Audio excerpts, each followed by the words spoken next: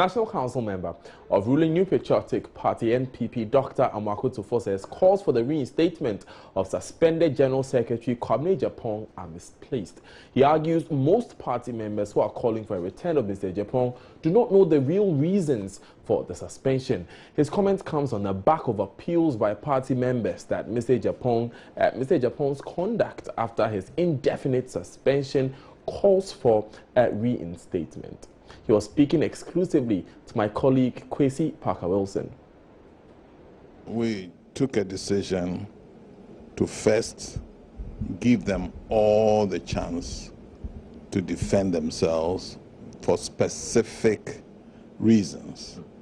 Now, most people don't know the reasons, and if some of the reasons should come out, okay, they may or may not prejudice people's minds and even affect some of their political future, some of them. When people want a person to be reinstated, they just say it but they don't know the reason why he was suspended in the first place. And I am not going to sit here to explain the reasons. Let's just say that there were good reasons why he was suspended. But of course, I mean, Doc, we do know that he was being suspended because it was alleged that they were working against the victory of then candidate Nana Dankwa Akufo-Addo. Against the interests of the party. Okay? Now, if I'm going to give you examples. Right. I'll give you only 2 examples. And if you're an adopted son, you are inside a home with your mother and your stepfather. And your stepfather annoys you, upsets you, says something to the extent that if your father was a sensible, responsible man, you wouldn't be sitting here. And then the boy beats the stepfather out of extreme anger. Now, later on, the boy thinks about it and says, no, I have offended my mother. Then he starts going to church, he shows remorse and all that. And people come and say, the stepfather, having thrown the boy out, should please consider and bring the boy in. You think the stepfather will readily accept the boy because the boy has gone to church? No. It will depend on the real crime. Some stepfathers will be afraid of the boy.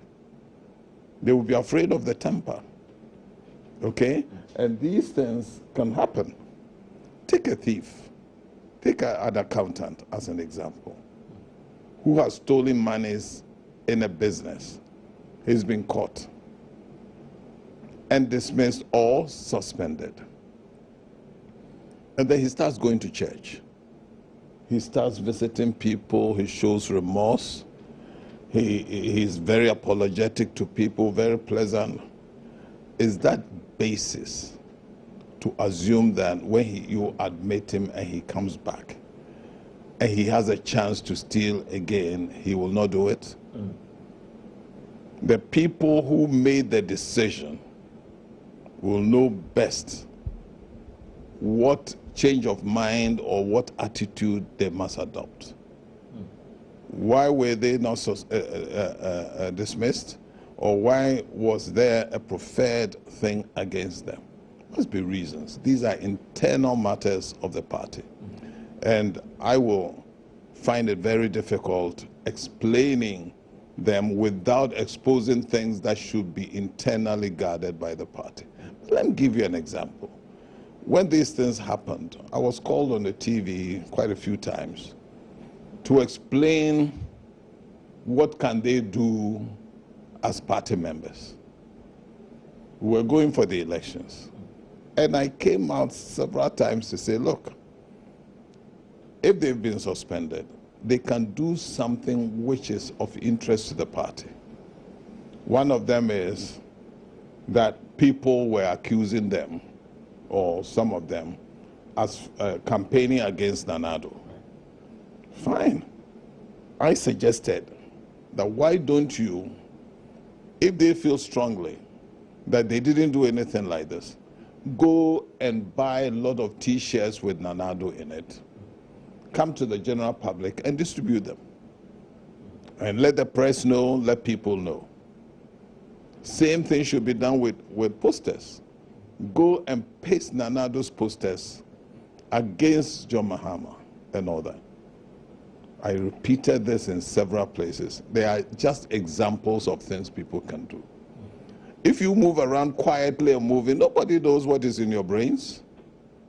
But there are certain actions that can impress upon people that, oh, they accused him of A, B, C, D, but the actions he has taken publicly is influencing positively Nana Addo's candidature. And therefore, you have basis to consider taking him back or getting him back.